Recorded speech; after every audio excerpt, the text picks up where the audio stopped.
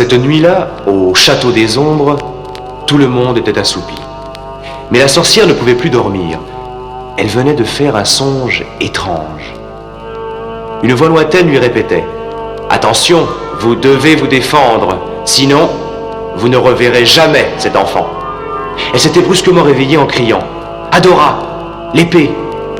Mais que voulaient donc dire ces mots? Les forces de l'univers l'appelaient sans doute pour démêler un grand mystère. Mais lequel?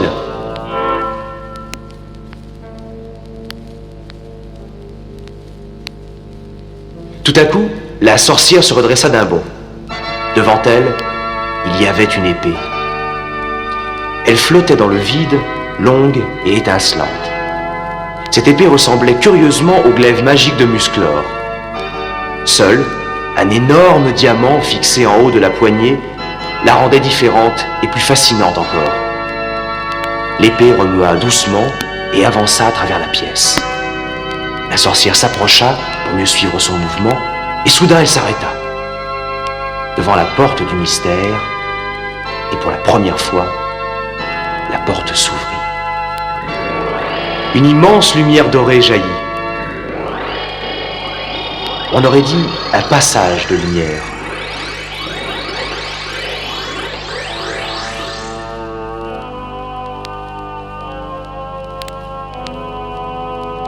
À ce moment-là, l'épée tomba d'un coup net sur le sol.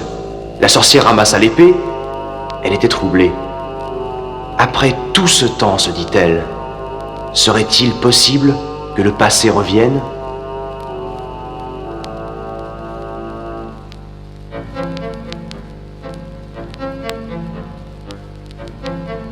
Quelques instants plus tard, le prince Adam reçut un message de la sorcière. Elle le convoquait immédiatement au château des ombres. Adam vint la rejoindre, suivi par son tigre domestique, Kringer. La sorcière lui montra la porte et le passage de lumière.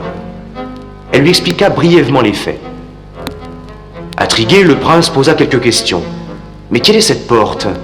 Et si c'est un passage, où mène-t-il? Je ne peux rien te dire, Adam, répondit la sorcière. Tout ce que je sais, c'est que cette porte ne s'était jamais ouverte jusqu'ici. Franchis-la.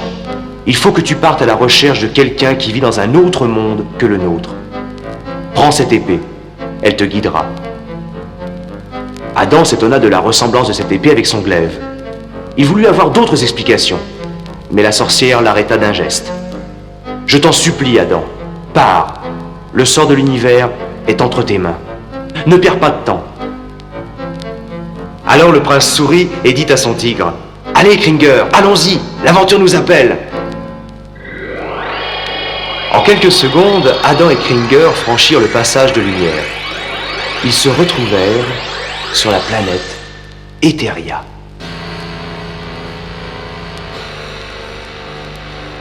C'est un monde lointain, gouverné par les forces du mal. Adam et Kringer marchèrent jusqu'au village de Temur, et là, ils firent halte dans une auberge pour se restaurer. Assis dans un coin de la pièce, un jeune homme les observait. Il s'appelait Flèche d'Or. Sur son épaule était posé un hibou. C'était un animal étrange et malin. Ses ailes étaient longues et colorées, comme celles d'un papillon. On le surnommait Cole. « Que penses-tu de ce jeune homme, Cole » demanda Flèche d'Or en désignant Adam. « Crois-tu qu'il est au service des forces du mal ?»« Oh, je ne crois pas, répondit Cole. Il a l'air bien trop gentil pour ça. » À cet instant précis, 3 hommes arrivèrent dans l'auberge. C'étaient des soldats au service des forces du mal. En quelques instants, ils semèrent la panique. L'un attaqua un joueur de harpe et brisa d'un coup son instrument. Adam et Flèche d'Or, sans s'être concertés, prirent sa défense. Une bagarre gigantesque s'engagea. Et devant la force et la vigueur des 2 jeunes gens, les soldats durent bientôt battre en retraite. Une fois le calme revenu, Adam et Flèche d'Or se présentèrent l'un à l'autre. Adam était quand même très inquiet. « Je crains le pire, dit-il. Quand les forces du mal apprendront ce qui s'est passé ici, ils se vengeront immédiatement. » Flèche d'Or l'approuva. Aussitôt, les 2 amis décidèrent de partir. Flèche d'Or conduisit Adam dans son repère, appelé la forêt des murmures. C'est là qu'il vivait entouré d'une troupe de fidèles compagnons, appelés les rebelles. Tous n'avaient qu'un seul but, éliminer à tout jamais de la planète Etheria les horribles forces du mal. Non loin de là, dans la zone de frayeur, Hordak, le grand chef des forces du mal, venait d'apprendre une curieuse nouvelle. Un étranger avait osé pénétrer sur sa planète. C'était Nebra, sa conseillère, une horrible sorcière au pouvoir démoniaque, qui le lui avait annoncé. Hordak était fou de fureur. Quoi? Tu dis qu'un étranger a osé semer le désordre sur la planète Etheria? Ça ne va pas se passer ainsi. Dites au capitaine Adora de venir sur le champ. J'ai un plan pour éliminer cet importun.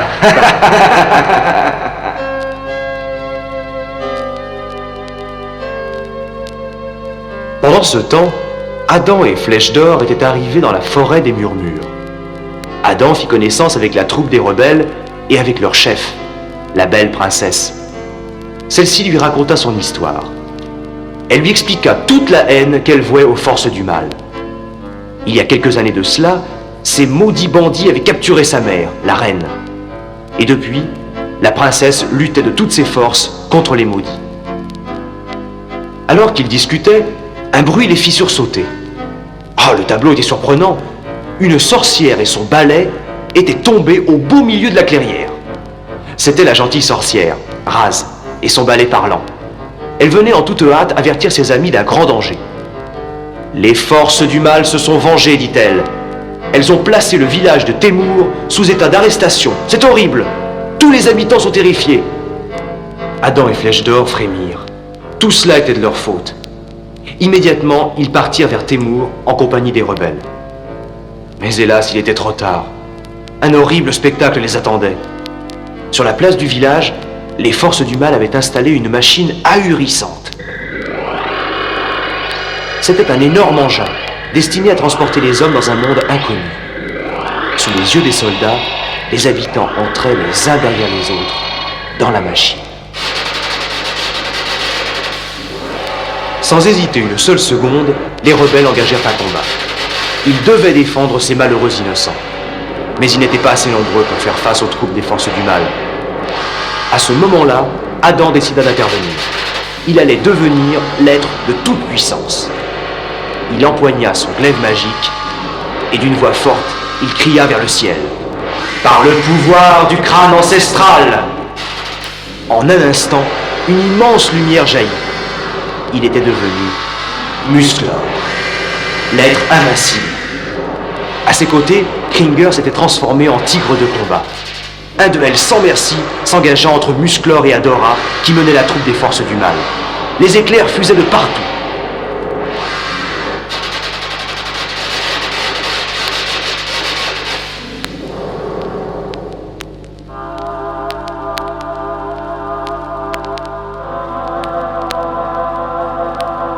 Soudain, pourtant, Musclor arrêta le combat.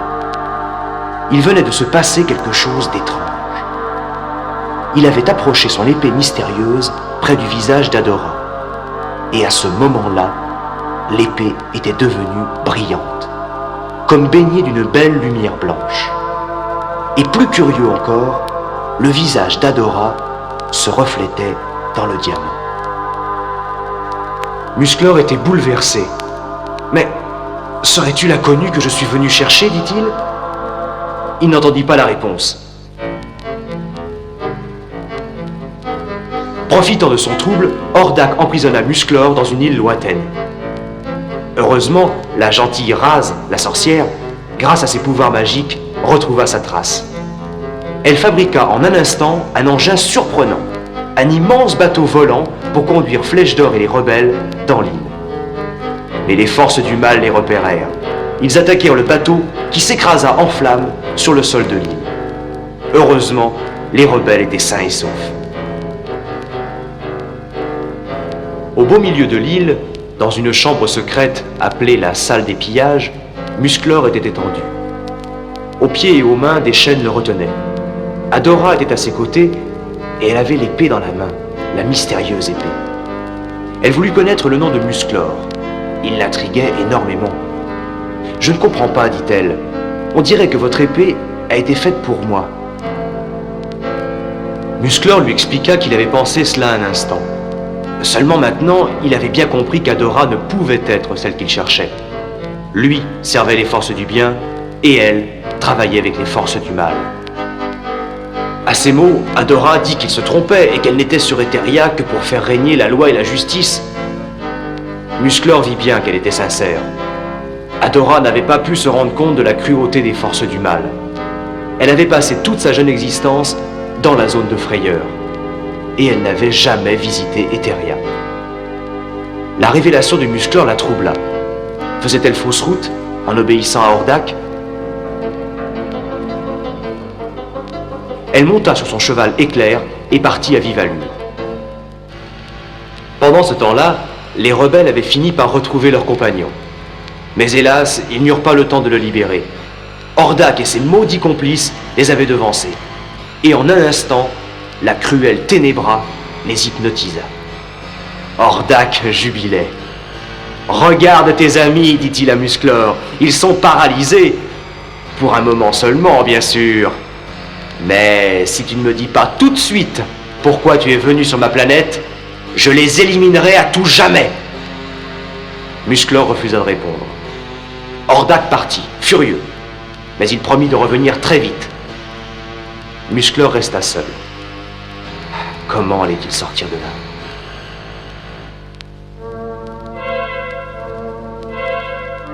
Soudain, il leva les yeux.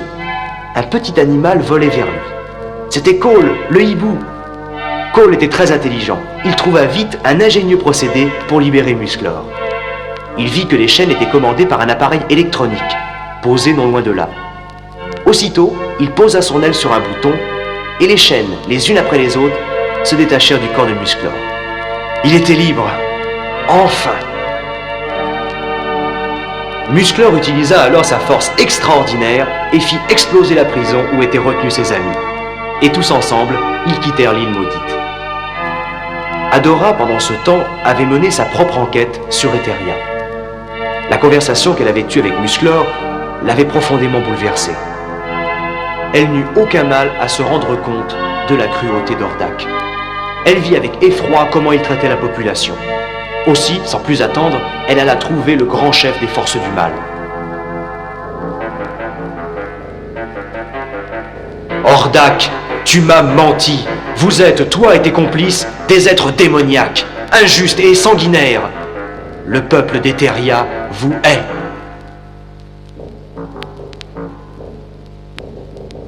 Pauvre Adora, sa bonne foi ne lui servait à rien. En un instant, Ténébra l'emprisonna sous son terrible regard et la jeune fille se tut. Elle était redevenue calme et docile. Pourtant, Hordak était très inquiet. Tout avait changé depuis l'arrivée de Musclor sur Etheria. Il était prêt à tout pour qu'Adora lui reste fidèle. Alors, il conçut un plan diabolique. Après de longues recherches, il venait de découvrir une arme maléfique, le rayon magma. C'était une énergie nouvelle capable de transporter n'importe qui au fin fond de l'univers. Son utilisation était très simple. Pour que le rayon puisse fonctionner avec le maximum d'efficacité, il suffisait d'utiliser l'énergie vitale d'un homme. Et son homme était trouvé. Musclor. Oui, Musclor serait son cobaye.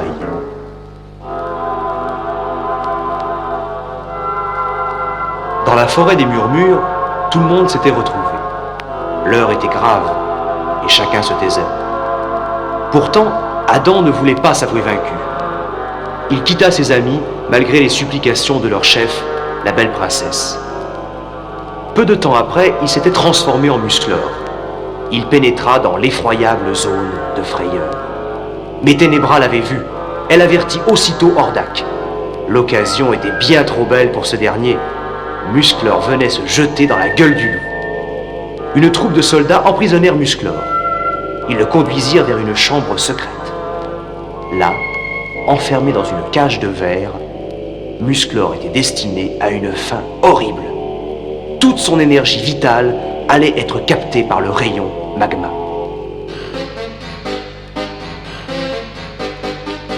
Adora, libérée de l'enchantement de Ténébra, voulut courir pour le sauver. Mais une fois de plus, la sorcière fut la plus forte. Et soumise, vaincue, Adora se tut.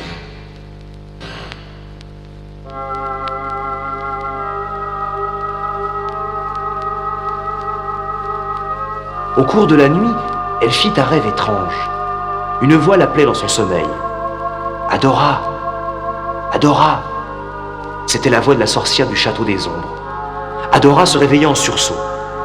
Guidée par une soudaine intuition, elle se dirigea vers la chambre secrète. Musclor, emprisonné, gisait à terre. Il semblait inanimé. Tout à coup, elle vit l'épée, avec son diamant brillant de 1000 feux. Dans le diamant, le visage d'une femme apparut. C'était la sorcière du château des ombres. Fascinée, Adora la regardait. La sorcière prit la parole. « Adora, dit-elle, tu dois connaître un grand secret. Il ne faut plus que tu sois l'esclave des forces du mal. Elles te détruiront. Pour cela, laisse cette épée te guider. Elle te donnera une force extraordinaire. Adora, apprends-le maintenant. Musclor n'est pas un homme ordinaire. C'est un être invincible qui défend le bien pour sauver l'univers. Mais il est plus pour toi encore. Écoute-moi bien. Hordak t'a enlevé à tes parents alors que tu n'étais qu'un bébé. Mais tu avais aussi un frère jumeau. Et il est là, près de toi. Regarde-le. C'est Musclor. À ces mots, le visage de la sorcière disparut. Adora, animée d'une force nouvelle, prit l'épée et la brandit au-dessus de sa tête. « Par l'honneur du crâne ancestral !» dit-elle. En un instant, la pièce fut illuminée d'un éclair de lumière blanche. Et Adora devint She-Ra, princesse du pouvoir.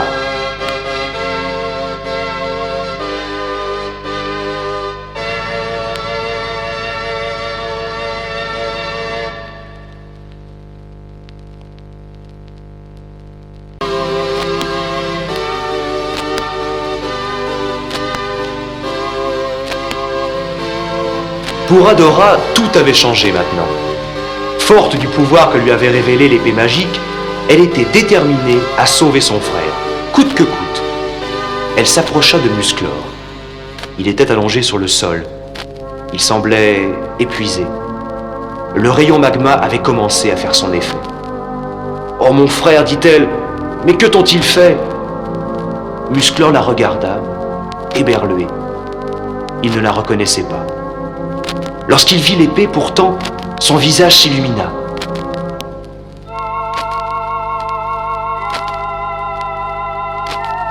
Oh, c'est toi, dit-il, l'inconnu que je cherchais. » Mais ils durent se séparer, car à l'instant, Hordak et ses gardes venaient d'entrer dans la pièce. She-Ra n'eut que le temps de se dissimuler. Il fallait faire vite, très vite, et prévenir les rebelles. Sinon, Musclor allait périr. Elle sauta sur son cheval et constata, non sans surprise, qu'il s'était transformé en licorne. Elle l'enfourcha et ils partirent, volant à travers les cieux. Mais elle n'alla pas très loin, car une scène étrange se déroulait sur le toit de la chambre secrète. Hordak conduisait Musclor vers une fin horrible. Il mit en route son appareil, chargé de toute l'énergie vitale du jeune héros. Hordak jubilait. Il allait enfin l'anéantir. Il l'expédierait, lui et une poignée de rebelles qu'il venait de capturer, dans un monde inconnu. She-Ra, à cette vue, n'hésita pas un seul instant. Utilisant sa force surhumaine, elle souleva un énorme rocher. Et dans un fracas d'éclairs et de flammes, le rocher intercepta le rayon. Il explosa dans un bruit infernal. Inutile de décrire la colère d'Hordak. Toute l'énergie du rayon avait été, pour ainsi dire, détruite par le rocher. Mais il tenta une nouvelle fois l'expérience. Entre-temps, Musclor s'était ressaisi. Sa force et sa puissance infaillible lui étaient revenues. En un temps éclair, il précipita l'appareil qui contenait le rayon magma dans le vide. Toute l'énergie s'échappa et se répandit immédiatement dans l'air. Les rebelles, terrassés non loin de là, retrouvèrent peu à peu leur force. Ah, ils étaient sauvés. Ivre de fureur, Hordak se précipita sur Musclor. Mais She-Ra fut la plus rapide. Vite, elle fit monter Musclor sur la licorne et tous deux filèrent à travers les airs.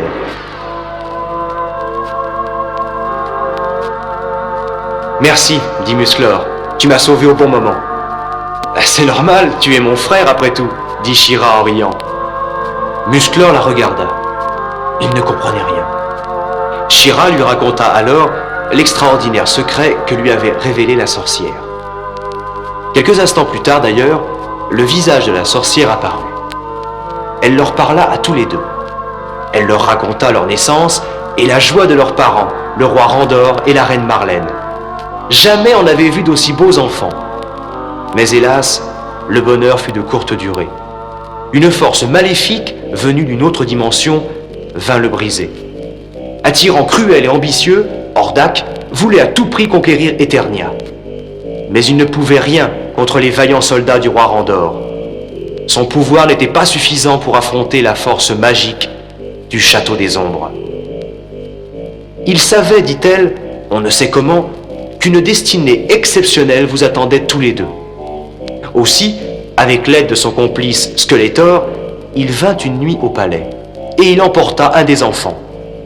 Cet enfant, c'était toi, belle Adora. Voilà, maintenant vous connaissez votre histoire. Embrassez-vous, chers enfants. Musclor et She-Ra s'enlacèrent. Ils étaient transformés, l'un sous les traits du prince Adam, l'autre sous ceux de la princesse Adora.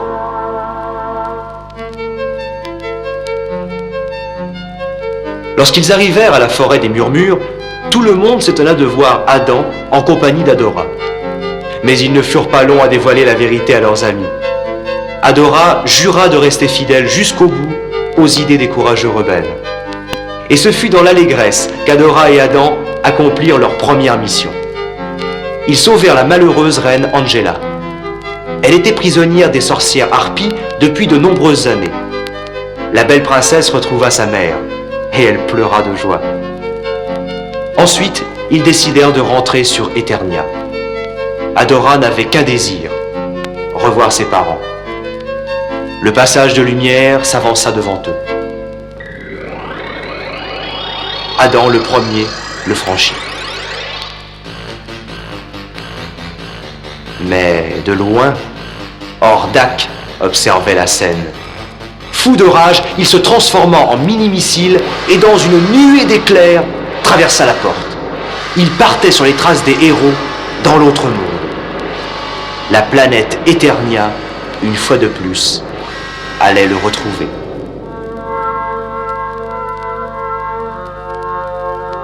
Au palais, les retrouvailles furent émouvantes. Le roi et la reine croyaient leur fille morte depuis tant d'années. « Oh, comme elle est belle !» dirent-ils. Le roi Randor félicita son fils.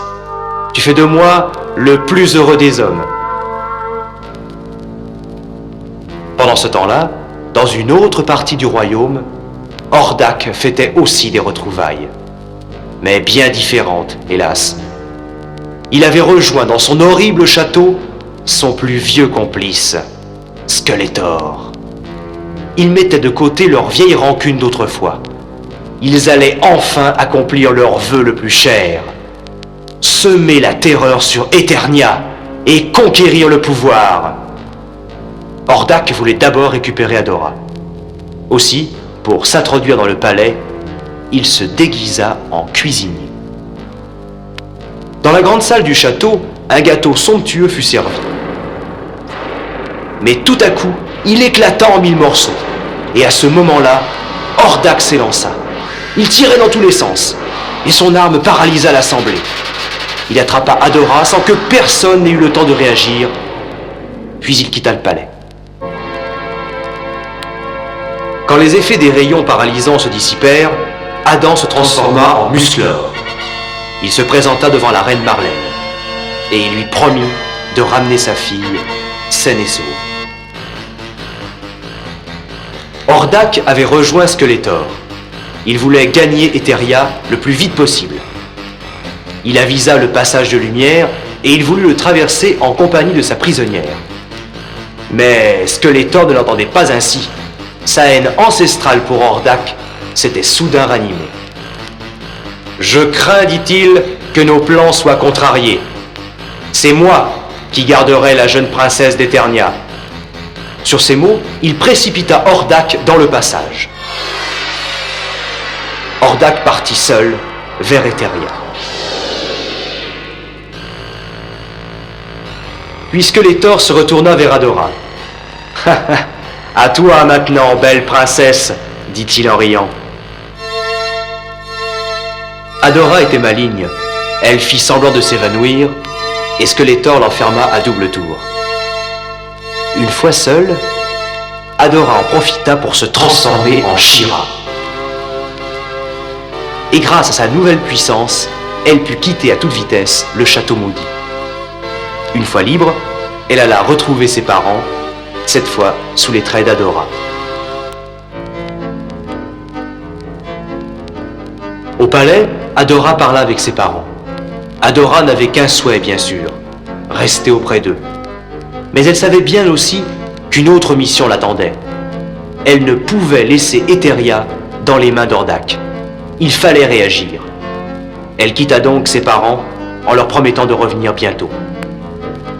Elle s'apprêtait à monter sur son cheval lorsque la sorcière des ombres vint la rejoindre.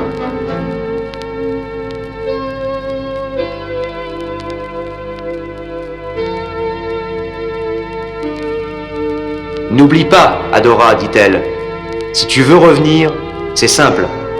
Prends ton épée et prononce mon nom. Elle te ramènera ici en un instant. » Adora acquiesça.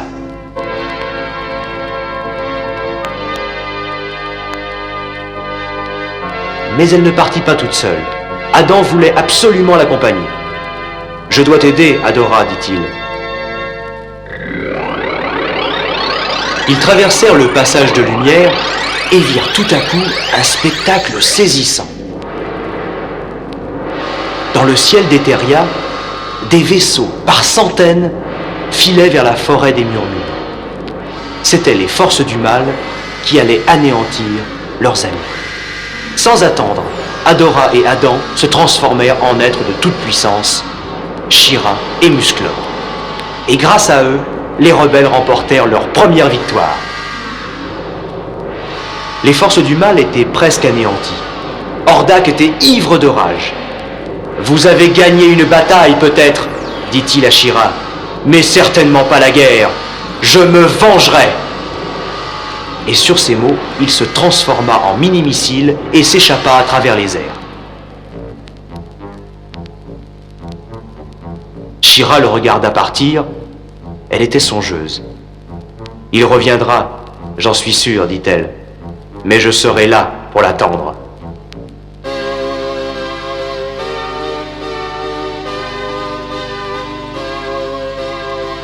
She-Ra et Musclor virent la troupe des rebelles victorieux courir vers eux. Le bonheur se lisait sur tous les visages. « Comme ils ont l'air heureux, dit She-Ra. »« Et toi, dit Musclor, es-tu heureuse ?»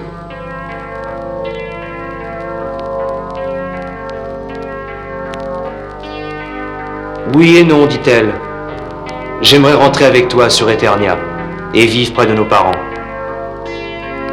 Mais Hordak a raison, ce n'est pas une bataille, mais la guerre qu'il faut gagner. Je resterai ici jusqu'à la destruction complète des forces du mal.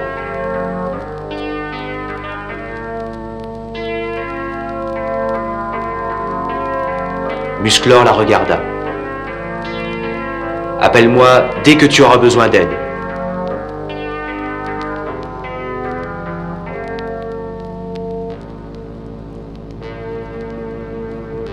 À bientôt, She-Ra.